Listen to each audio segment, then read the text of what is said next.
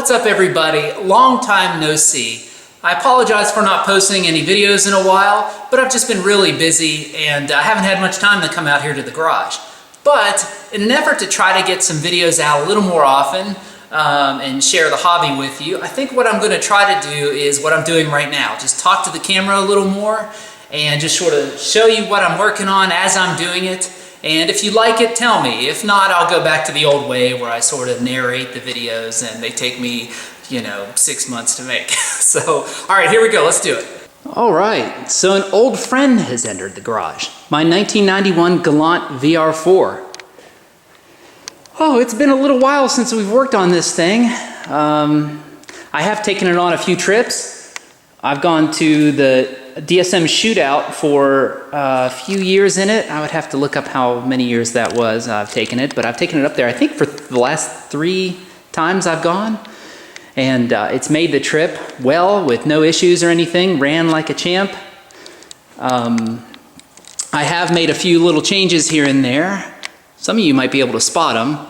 One is the old Aeromotive fuel pressure regulator that I had off the Talon. You can see that tapped into the stock fuel rail. Nice setup there. I also did the feed side. This is from Extreme PSI. This is the, what is that? Fuel Lab filter.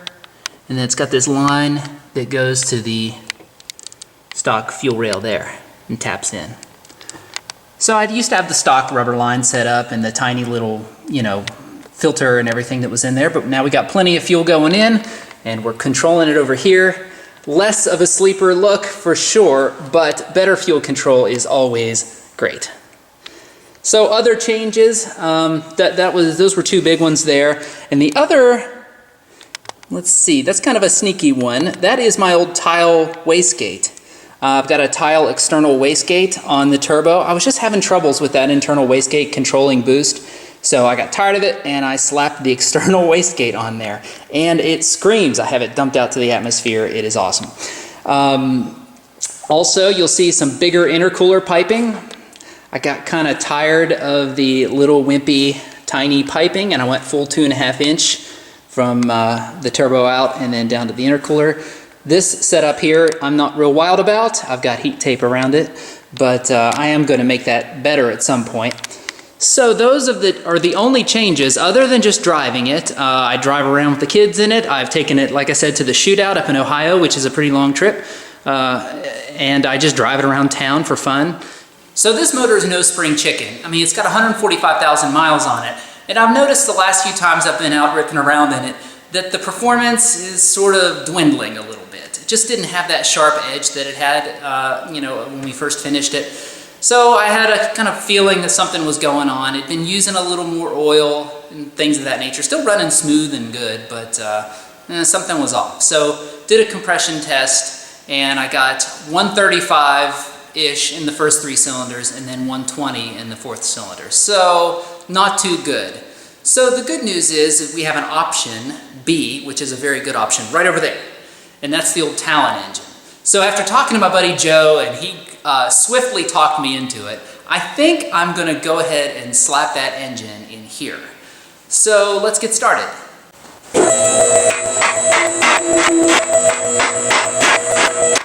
Okay, so since this engine had the low compression numbers, instead of ripping the cylinder head off and going that route and kind of inspecting it that way in the car, I'm just going to yank the whole setup out. I've got a good engine over there waiting for me that's just a beast. I've got a brand new transmission that's been fully rebuilt, ready to go in, and so we're just going to go ahead and use those parts. All right, first thing we got to do to perform our whole engine swap is to drain the coolant. So let's get that going here. Loosen up the petcock and it just pees everywhere in your mouth, etc. There we go. Always a mess. Sometimes it's easier just to take the lower radiator hose down, but it just comes gushing out. I think we're doing all right now.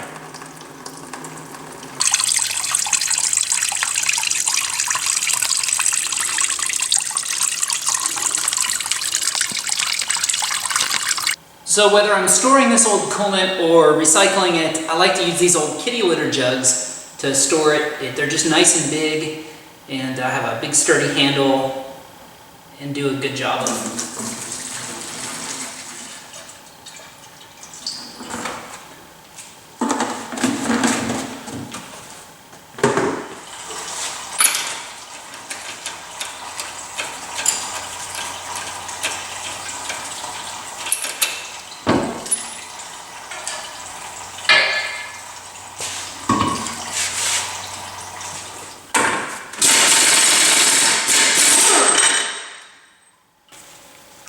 Okay, so we're popping these axle nuts off so that later on we can remove the front axles, which will allow us to take out the transmission. But I'm doing this ahead of time. We've got a lot more other disassembly to do before we get to this point. Okay, up next, we're going to drain the oil.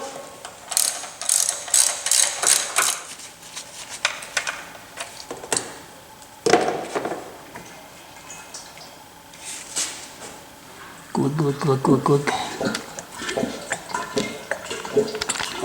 Uh-oh, you hear that? That means my jug's not happy. Here, I'm gonna loosen this. Ooh. Okay. Much better.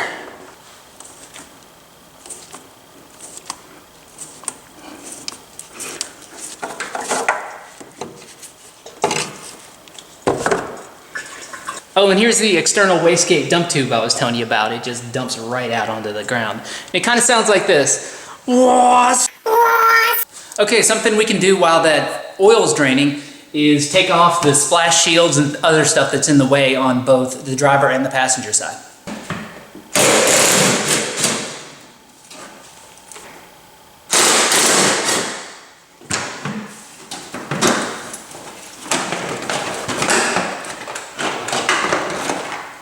You know I like to stay organized doing this stuff, mainly because I never know when I'm going to get time to work in the garage. It might be like an hour here, 30 minutes there, 2 hours here.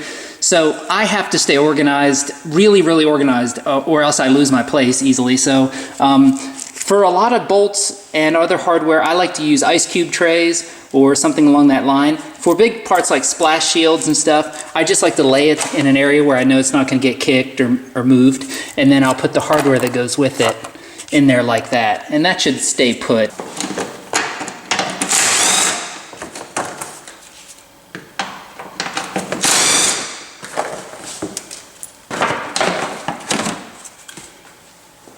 Okay, with the oil drained, I just went ahead and put the plug back in and the old oil filter back on just to keep it from dripping everywhere.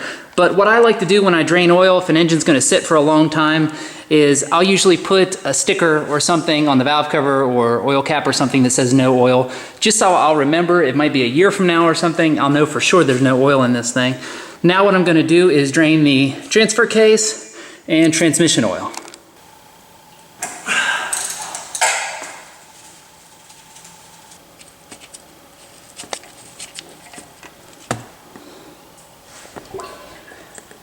The lifeblood.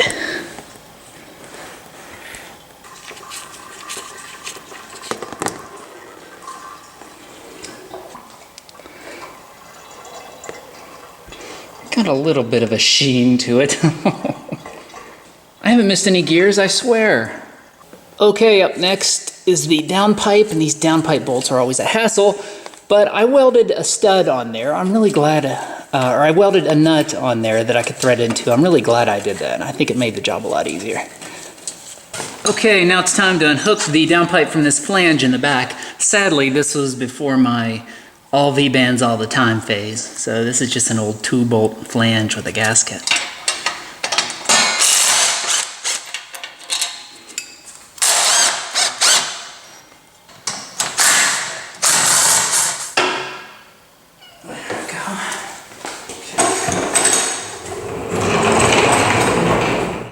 Okay, now that we have all the fluids drained, we can get this transfer case out of here.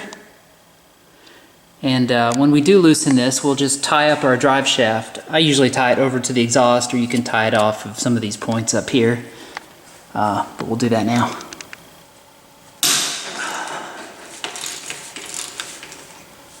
Okay. This guy.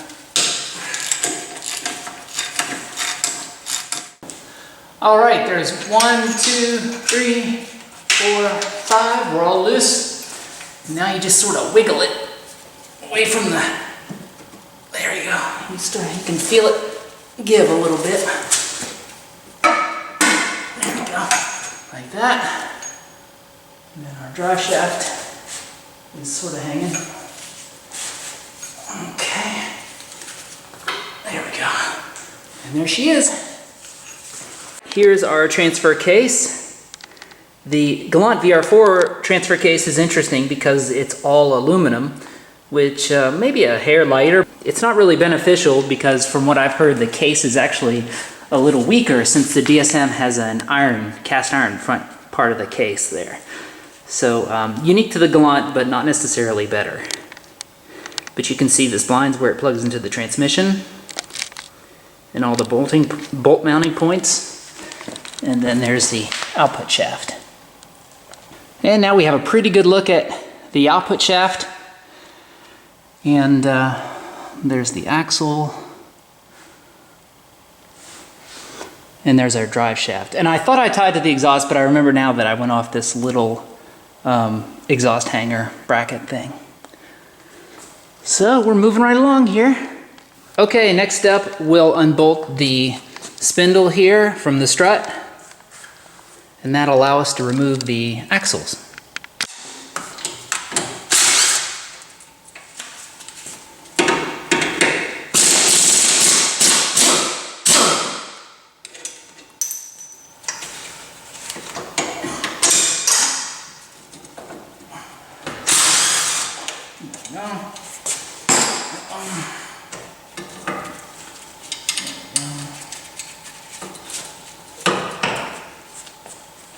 Now remove this thingy.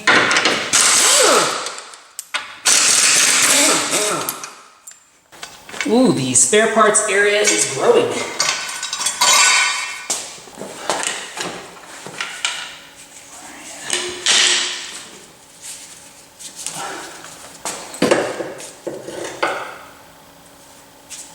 This has got a, yeah, there we go.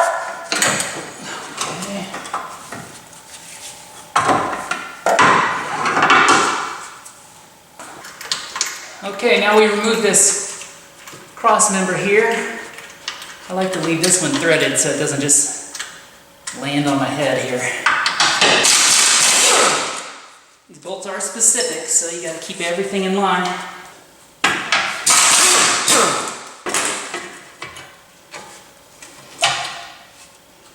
Okay, and we'll just throw these bolts in here just to hold all this until we reinstall everything. We just gotta hoist it up there, like that. Come on.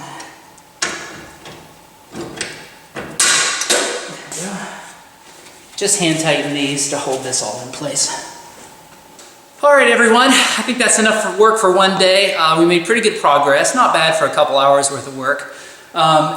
Next time, we will keep working on this. We'll get that transmission out of there and then start taking all the engine accessories off so we can then pull the engine. So we're actually really close. I mean, I think if I had a few more hours and maybe a helper or two, we could have this thing knocked out. But doing it all by myself, things do go a little slower. But also next time, I will give you a closer look at the Talon engine and the rebuilt cylinder head that we have for it. And then talk more about the plans for this car. Not going as aggressive as the Talon. It turned out to be kind of a beast, you know, with the twin plate clutch and all that stuff. It's just got, you know, big injectors, big turbo. It just got kind of carried away, and I don't want to do that to the Coolant. I want it to have more power and be reliable and, you know, run like a beast, but not be that hard-edged on the street like the Talon was. So, all right, folks, so I hope you enjoyed this. Different format, trying something new. Please let me know what you think. Be honest if you like it. If not, if you'd rather I go back to the old way of doing videos, I understand. But just give me your honest feedback and tell me what you think. So thanks for watching. And with that said, we'll see you next time.